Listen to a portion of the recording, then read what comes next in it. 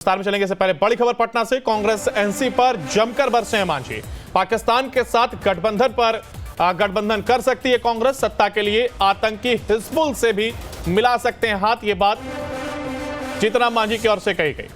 तो कांग्रेस एनसी पर जमकर बरसे हैं मांझी।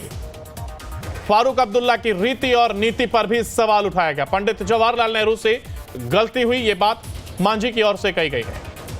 फारूक अब्दुल्ला की रीति और नीति पर उठाए सवाल, तो वहीं पंडित जवाहरलाल नेहरू से गलती हुई, इसका जिक्र जीतन राम मांझी की ओर से किया गया। पटना से खबर सामने, जहां पर कांग्रेस और एनसी पर मांझी का ये प्रहार। पाकिस्तान के साथ गठबंधन कर सकती है कांग्रेस। हमने ट्वीट नहीं किया है, ये एनडीए के जनरल थीसिस है कि जिस अब्दुल्ला, उमर अब्दुल्ला हो, शेख अब्दुल्ला हो और लोग हों, सब पाकिस्तान परस्ती स्टेटमेंट देते हैं, वो 370 क्लाउज का समर्थन करते हैं, वो वहाँ शेड्यूल कास्ट, शेड्यूल ट्राइब्स के आरक्षण का विरोध करते हैं और उसी के साथ कांग्रेस का अलायंस हो गया है। तो स्पष्ट है कि कांग्रेस का अलायंस कुछ मुद्दों पर हुआ होगा और वो मुद्दा है कि 370 लाना चाहेंगे या कश्मीर को पाकिस्तान में मिलाने के लिए जो उन लोगों का मुद्दा है उसके अनुसार काम करेंगे या आरक्षण खत्म करने की बात करेंगे। तो ये बात को हम लोग एनडीए के लोग कैसे बर्दाश्त करेंगे, इसीलिए हमने ट्वीट किया है कि वो पाकिस्तान परस्ती काम किया है। तो देखिए, जीतन राम मांझी को आपने सुना, जहां पर उन्होंने कांग्रेस पर हमला बोला, इसके साथ ही एनसी पर हमला बोला। उन्होंने कहा कि कश्मीर में जीतने के लिए कांग्रेस पाकिस्तान से गठबंधन कर सकती है। सत्ता के लिए फारूक अब्दुल्ला की रीति और नीति पर भी उन्होंने सवाल उठाए। इसके साथ ही पंडित जवाहरलाल नेहरू से गलती हुई, इसका जिक्र जीतन राम मांझी की ओर से किया गया। तो कांग्रेस एनसी पर जमकर बरसते हुए नजर आए हैं जीतन राम मांझी। आरोप यह कि पाकिस्तान के साथ गठबंधन कर सकती है कांग्रेस, ये कहा गया जीतन राम मांझी की ओर से। सत्ता के लिए आतंकी हिजबुल से भी हाथ मिला सकती है। फारूक अब्दुल्ला की रीति और नीति पर भी इस दौरान जीतन राम मांझी की ओर से सवाल उठाए गए। पंडित जवाहरलाल नेहरू से गलती हुई, इसका जिक्र भी जीतन राम मांझी ने किया है। तो तमाम बातों का जिक्र करते हुए कांग्रेस और एनसी को घेरते हुए नजर आए जीतन राम मांझी। और ज्यादा जानकारी के लिए हमारे संवाददाता उत्कर्ष हमारे साथ जुड़ गए। उत्कर्ष, देखिए, जीतन राम मांझी का ये बयान देना आखिर कितना सियासी ताप पटना में या कहीं बिहार में देखा जा रहा है इसको लेकर, क्योंकि उन्होंने सीधा हमला कांग्रेस पर किया और पाकिस्तान से जोड़ते हुए हमला किया गया है।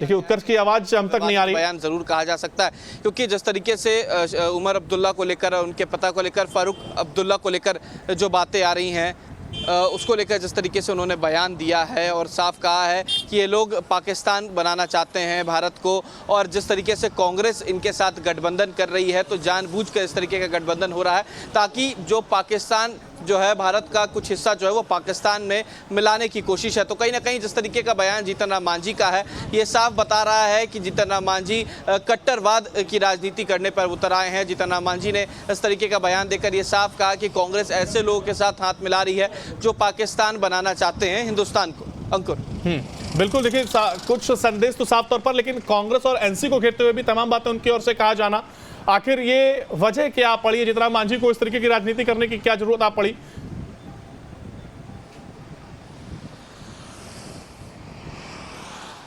और बिल्कुल देखिए, ये बयान जीतन राम मांझी ने बीते दिन ट्विटर, सोशल मीडिया एक्स पर जो है साझा किया था। इसके बाद आज जब गया में अपने पैतृक घर पर जीतन राम मांझी ने इस तरीके का बयान दिया, तो साफ उन्होंने कहा कि कांग्रेस जानबूझकर ऐसे लोगों से हाथ मिला रही है। ये लोग ऐसे हैं जो SC ST के साथ कश्मीर में क्या हरकत की हमने देखा है। उसके अलावा इन्होंने साफ कहा कि फारूक अब्दुल्ला के साथ हाथ मिलाकर जम्मू कश्मीर में विधानसभा चुनाव लड़ना, इसका मतलब है कि कांग्रेस चाहती ही है कि पहले से जो पाकिस्तान है वो हिंदुस्तान में मर्ज हो जाए, यानी कि जो हिंदुस्तान का हिस्सा है वो पाकिस्तान में चला जाए। जवाहरलाल नेहरू को लेकर भी साफ कहा कि उनकी वजह से जब हिंदुस्तान और जो पाकिस्तान है अलग हुआ था तो उनकी गलत नीति की वजह से अलग हुआ था, और कई बयान जो है वो जीतन राम मांझी ने दिया है। तो साफ शब्दों में ये कहा जा सकता है कि ये कट्टरवाद की राजनीति है जो जीतन राम मांझी कर रहे हैं, और इससे कहीं ना कहीं उन्हें लग रहा है कि फायदा आने वाले विधानसभा चुनाव में होगा। बिल्कुल, यही सवाल मेरा आपसे था उत्कर्ष कि देखिए सियासी लाभ के लिए क्या किया जा रहा है, या कह सकते हैं कि जीतन राम मांझी अपनी स्थिति को मजबूत करने के लिए इस तरीके की बयानबाजी करते हुए नजर आ रहे हैं। क्योंकि जिस तरीके से देखिए बीते दिनों तस्वीरें दिखी वो गठबंधन में तो है ही, लेकिन एक स्वर में बोलते हुए नजर आ रहे हैं, और अब जिस तरीके की राजनीति करते हुए दिखाई दे रहे हैं, इस तरीके के विचारधारा से वो उतना मेल पहले के मुकाबले अगर बात की जाए तो नहीं खाते हुए दिखाई दे रही। तो ऐसे में क्या अपनी सियासत को मजबूत करने के लिए खुलकर बैटिंग करने पर उतर आए?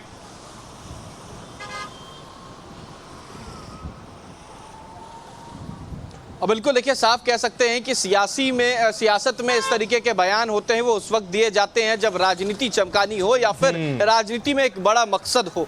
अब देखिए मकसद दो है, एक विधानसभा चुनाव है जो बिहार में होने वाले हैं, एक चुनाव जो झारखंड में होने वाले हैं। अब ऐसे में पार्टी को राष्ट्रीय पार्टी बनाने की कोशिश जो है वो जीतन राम मांझी कर रहे हैं, यानी कि हिंदुस्तानी अवाम मोर्चा सेकुलर को राष्ट्रीय पार्टी बनाने के जद्दोजहद में। और ऐसे में कैसे जो अति पिछड़ा का वोट है, हिंदू का वोट है, वो उन्हें मिले, इसकी कोशिश और जद्दोजहद है। और इसी के कह सकते हैं कि चक्कर में इस तरीके का बयान जो है वो जीतन राम मांझी फिलहाल सामने चलिए बिल्कुल, कितना ये उनके लिए कारगर साबित होता है ये देखने वाली बात होगी। फिलहाल आप बने रहेगा हमारे साथ, आगे भी आपसे अपडेट लेंगे। तो देखिए जीतन राम मांझी बरसते हुए जरूर नजर आए और कांग्रेस पर उनका यह हमला, साथ ही साथ एनसी पर भी, हालांकि कितना उनको सियासी लाभ मिलता है देखने वाली बात होगी।